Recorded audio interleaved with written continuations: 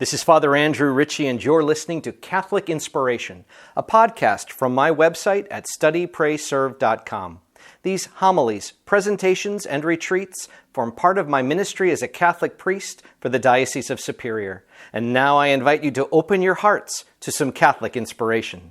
Today is Wednesday of the 10th week of the year. Our Gospel reading is Matthew chapter 5, verses 17 to 19. Jesus said to his disciples, "Do not think that I have come to abolish the law or the prophets. I have come not to abolish, but to fulfill. Amen, I say to you, until heaven and earth pass away, not the smallest letter or the smallest part of a letter will pass from the law, until all things have taken place. Therefore, whoever breaks one of the least of these commandments and teaches others to do so will be called least in the kingdom of heaven. But whoever obeys and teaches these commandments will be called greatest in the kingdom of heaven." What does Jesus say that he offers in this message? He comes to fulfill everything that came before him. The law and the prophets are fulfilled in the person of Jesus. That, by the way, my friends, is the reason why, as Christians, we have the whole Old Testament. Someone could make an argument that says, why do I have to have that whole big, thick chunk of the Bible? All that old stuff. Why can't I just start with Jesus and read a few of the letters and some of the epistles that came after him? Isn't that enough? And the answer can be found in no small way in this passage. Christ is the fulfillment of the Old Testament. Salvation history, which means we probably ought to know our history, our story, know where we came from, understand who we are so that we can live for the Lord today. This is why Christ comes. He's fulfilling the law and the prophets, and he's going to make this new covenant through his saving death and resurrection. His blood will run down the side of that cross to wash away the sins in our world. And that cross will be broken by his resurrection. He will go through the doorway of death and rise to newness of life to blaze a trail that we might follow through our own death and resurrection. Christ fulfills the entire prophecy of the Old Testament. And creating this new covenant, we follow him. But we need to know where we've come from, so we know where we're going.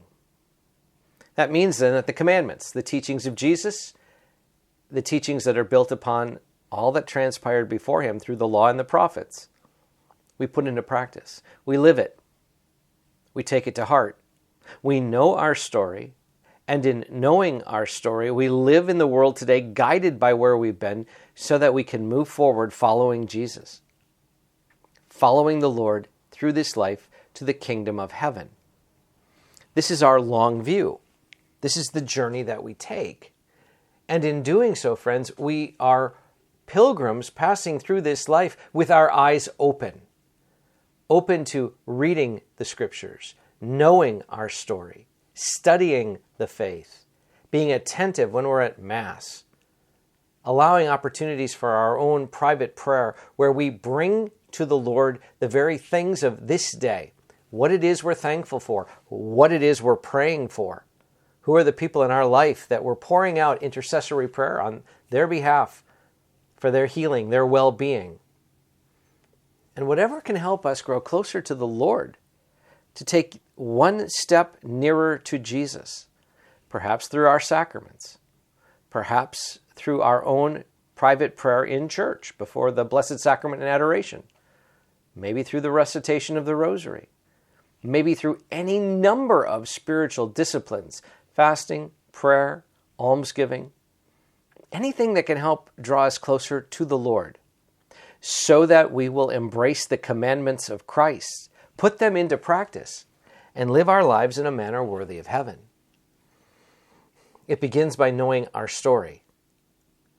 Christ does not abolish the law or the prophets. He fulfills them.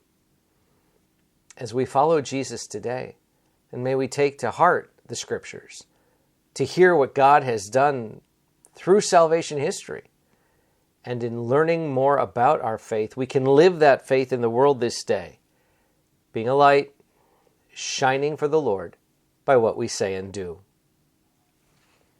God bless you all. This is Father Andrew, and I hope this podcast inspires your faith. Now, if you found it helpful, please share it with a friend. And you can help me by leaving a rating and a review.